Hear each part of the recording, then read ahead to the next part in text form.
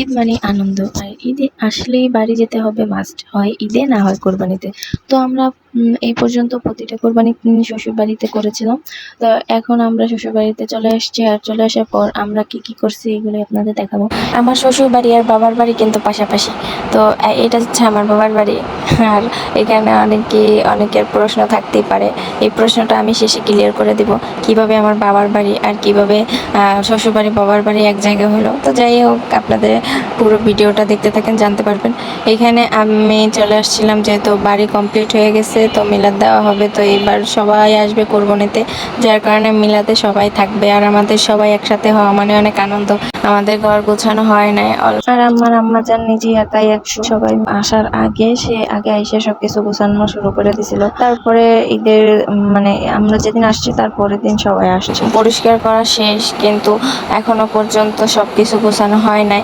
যা যা কেনার দরকার সব কিনে এনে রাখা হয়েছে, এখনো পর্যন্ত গোছানো হয় নাই। তো এইখানে সবকিছু গোছানো চলছে, নিচে দেখতেই পারতেছেন আমার আম্মা যান সব গোছাচ্ছিল। আপনাদের এখন বলেই দিই এটা আমার কেমন বাবার বাড়ি। বিয়ের পর মেয়েরা বাবা ছেড়ে মা ছেড়ে শ্বশুর বাড়িতে আসে। চলে আসার পরে আমি নতুন একটা নিজের বাবা পাইছি। যদিও আমার দুইটা বাবা, কিন্তু বাবার স্নেহ একটু ওনার থেকে বেশি পাইছি, যার কারণে আমি তাকে বাবার জায়গায় বসাইছি।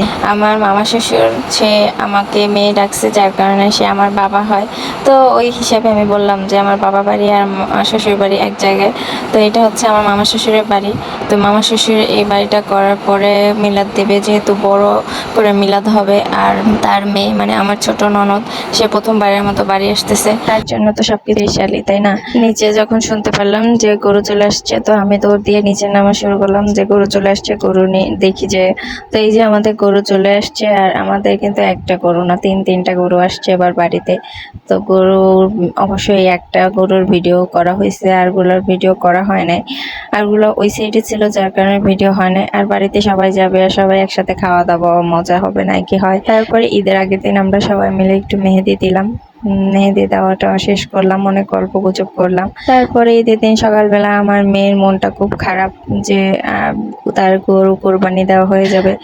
ওরা তো ছোট মানুষ, ওরা তো আর বোঝে না যে গরু কোরবানি দেওয়া কি, এটা যে কত বড় সবের কাজ। যাই হোক, ওদের তো একটু মন খারাপ হবে, ওরা তো এইসব দেখেই খেলাধুলা করে। তো যাই হোক, আপনাদের কাছে যদি কোনো কিছু ভুল ত্রুটি হয়ে থাকে মাফ করবেন। আর ঈদের দিন আমার মেয়ে ছেলে মেয়েদের সব কাজ শেষ করে আমরা দুপুরবেলা যেহেতু আমাদের গরুটা আগে কাটা হয়ে গেছিল, তো আমরা রান্না বান্না শেষ করে ফেলছিলাম। আর এদিকে সবার জন্য ভাগাভাগি করতেছিল, সবাই যে দিবে তাই। তো আমরা আমরা রান্না টান্না শেষ করার পর বলতেছিলাম যে আমাদের রান্না অলমোস্ট শেষ। আমাদের 2টার ভিতরে রান্না বান্না সব কমপ্লিট হয়ে গেছিল।